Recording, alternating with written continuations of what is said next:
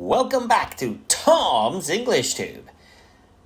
Have a pencil and paper at hand. Today is the top 10 mistakes that you can make when taking the Oxford Test of English at a B2 level. Alright, so here are some of the most common mistakes students make when taking the Oxford Test of English at a B2 level. I'm going to give you some tips along the way, so you will try to avoid them. Number 1, misunderstanding the task instructions. So this is typical of students that skim through the reading or the questions being asked. This especially happens during the speaking and the writing modules. This leads to incomplete or off-topic responses, and then you don't pass.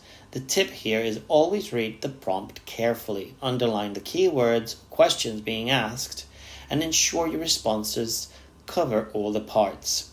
Number 2, poor time management. The mistake here is that you spend too much time on one question, especially in the reading and the listening modules, leaving little time for the rest of the questions. So if there is something you do not understand, just pass on. You might be able to have a second chance before moving on to the next module. The tip here is to practice with a stopwatch. Time each section during your preparation. And this will help you stick to the time limits and eventually succeed in that. Number 3, limited vocabulary and overuse of simple words. The mistake is to repeatedly use basic vocabulary. Remember, this is a B2 level. You are expected to have rich and varied vocabulary. Take a look at some of the most common topics and explore the vocab there in environment, education, and technology.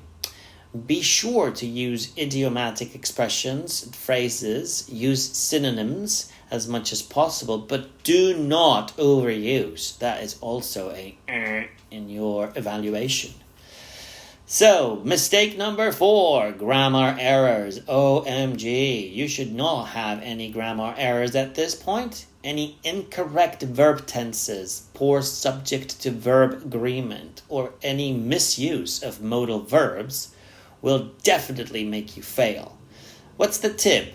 Focus on mastering most common conditionals, passive voice, reported speech, kind of like exercises, and they will definitely help you with your fluency and therefore avoid any grammar errors.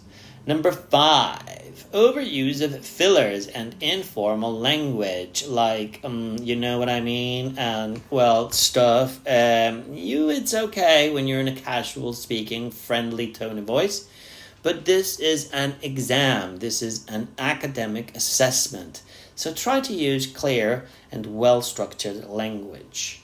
Number 6, ignoring the planning to stage in writing. So when you have a writing activity, you need to have a structure. I remember in all those videos I've shown you, the structure is key.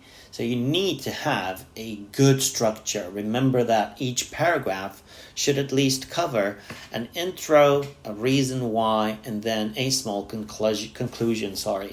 This should take you no more than 2 to 3 minutes, and then you would have enough time to write an adequate essay, email, or whatever the question and task is.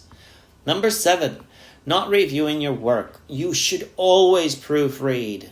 I always proofread. Everybody proofread, even in their own mother tongue or native language.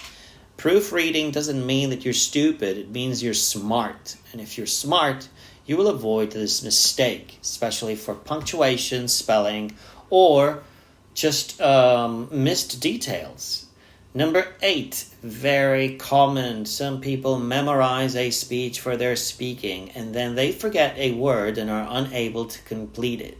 So be flexible, practice this. I'm not saying not to have like a planned structure of how to answer some questions, but do make sure to be flexible when the time comes to take the test. Number 9, incomplete listening answers. So you miss out on a part of the audio and then guess without context.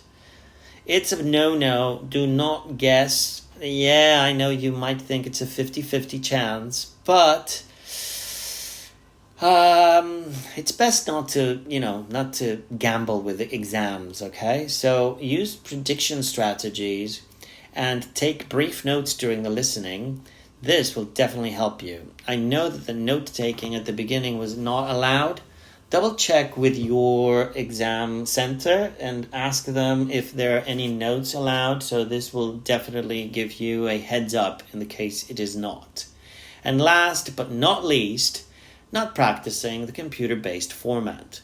There is an Oxford Test of English practice material that you can go to, and you should be able to kind of like ask your teachers for it.